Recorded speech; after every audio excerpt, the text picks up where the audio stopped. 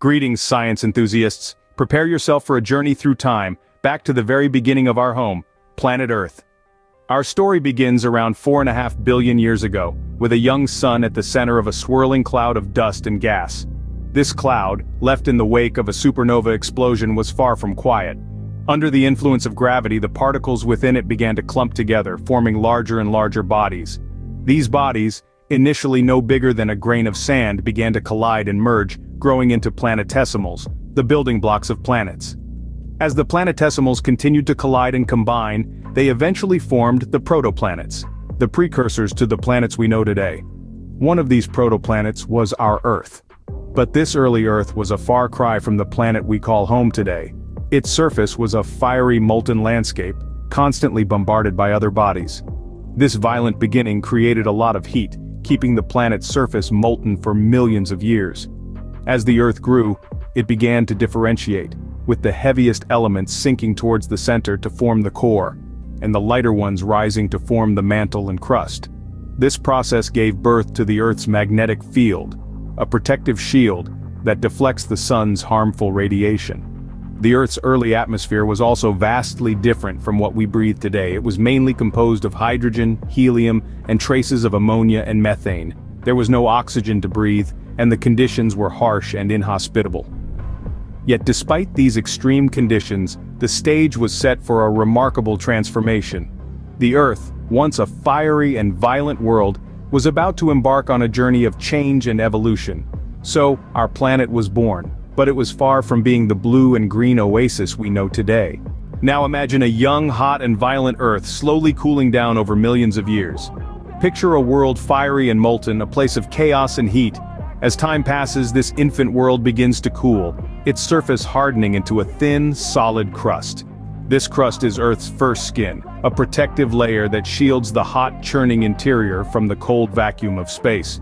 As the surface cools, something remarkable begins to happen. Deep within the Earth, water vapor and other gases are trapped, locked away in pockets of intense heat and pressure. As the crust forms, these gases begin to escape, seeping out through cracks and fissures, venting into the atmosphere. This is the Earth exhaling for the first time, releasing its pent-up breath in a rush of steam and gas. Now let's talk about water. You see, water is a bit of a miracle molecule. It's abundant, it's versatile, and crucially, it's an excellent solvent, capable of dissolving a wide range of substances. This makes it an ideal medium for life, a liquid cradle in which complex molecules can mix, mingle, and react. But where did Earth's water come from? The answer is, it was there all along, hidden in the rocks and minerals of the young Earth. As the planet cooled, the water vapor in the atmosphere began to condense, forming clouds. And from these clouds, rain began to fall. It rained for thousands of years, a steady, relentless downpour that slowly filled the planet's basins and lowlands, creating the first oceans. These oceans, vast and deep, would become the birthplace of life. They provided the perfect conditions: a stable environment, a wealth of dissolved nutrients, and crucially, a protective barrier against the harsh radiation of the sun. So there you have it. A cooling Earth, a forming crust, the release of gases, the creation of an atmosphere, and the birth of the oceans. This was a world in transition, a planet preparing itself for the miracle of life. With the stage set, the conditions for life were slowly coming together. Scene script. Enter our main act, life. But how did it come to be in this inhospitable world? It's a question that has puzzled scientists for centuries, and led to numerous theories about the origin of life. One of the most popular is the primordial soup theory. Picture a young Earth 4 billion years ago. It's a volatile landscape filled with volcanic activity and bombarded by solar radiation. The atmosphere is choked with gases like methane, ammonia, and water vapor. This concoction, when energized by lightning or solar radiation, could have created a soup of organic compounds, the building blocks of life. This is where our story gets a bit murky. Somehow these organic compounds had to form into complex structures capable of replication. Enter DNA, the molecule of life. It's believed that RNA, a similar molecule, may have come first, acting as both the blueprints and the builder. This RNA world hypothesis suggests that RNA molecules could have kick-started the evolution of more complex life forms. But not all scientists are sold on the primordial soup or RNA world theories. Some propose an alternative idea known as panspermia. This theory suggests that life didn't start on Earth at all. Instead, microscopic life forms, or the building blocks of life, could have hitched a ride on comets or meteorites, crash landing on Earth to start life as we know it. And then there's the theory of deep-sea hydrothermal vents, where the conditions are just right for chemical reactions to occur.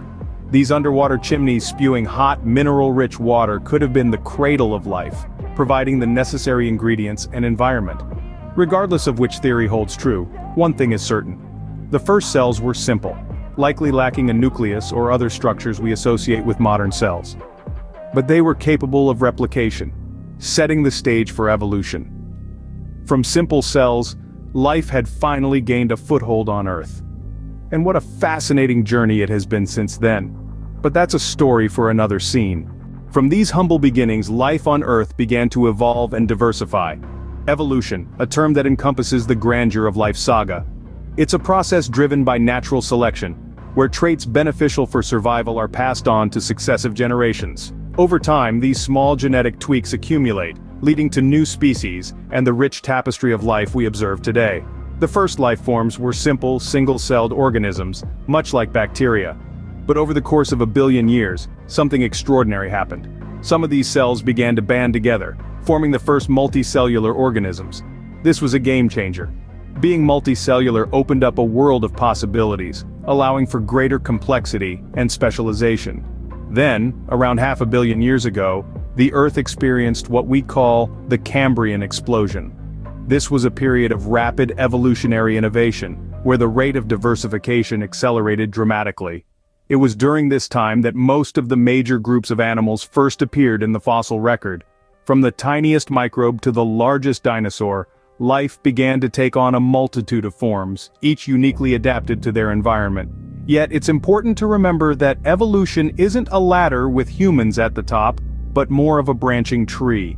Each branch represents a different species, all interconnected, all part of the same story. We share a common ancestor with every living thing on this planet, from the roses in your garden to the birds in the sky.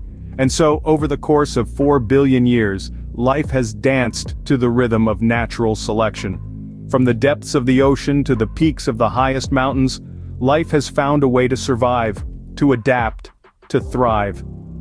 The diversity of life on Earth is staggering. It's estimated that there are nearly 9 million species, and that's just the ones we know about.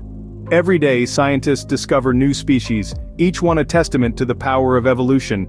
Life had taken over the planet, adapting and evolving into countless forms over billions of years. As we come back to our present day, let's reflect on the journey life has taken to get here. Our tale begins with the birth of our planet, a fiery ball of gas and dust, born from the cosmic nursery of a nebula. From this chaotic and violent birth emerged a world, uniquely positioned in the sweet spot of our solar system, the Goldilocks zone, where conditions were just right for life to eventually take root. Next, we journeyed through the cooling of the Earth, a process that took billions of years. As the planet cooled, water vapor condensed to form the oceans, creating a nurturing environment for the first life forms. This was a pivotal moment in our planet's history, a turning point where the stage was set for the drama of life to unfold. We then explored the emergence of life from the simplest single-celled organisms to the first multicellular life forms. These early pioneers paved the way for everything that came after, from the tiniest bacteria to the largest dinosaur, from the humblest plant to the most intelligent primate. They were the seeds from which the tree of life sprung. And finally, we delved into the evolution and diversity of life, a process driven by the engine of natural selection. Over time, life on Earth has adapted, diversified, and flourished in a myriad of ways, painting a vibrant, ever-changing picture of biodiversity. From the depths of the ocean to the highest mountain peaks, life has found a way to thrive in the most unexpected places. So here we are, billions of years after the birth of our planet, partaking in this grand cosmic ballet. We are the latest chapter in this epic tale, a testament to the resilience and adaptability of life. In the grand tapestry of time, we're but a fleeting moment, part of a story that started billions of years ago. Remember to subscribe for more journeys into the fascinating world of science. Until next time, keep wondering, keep exploring,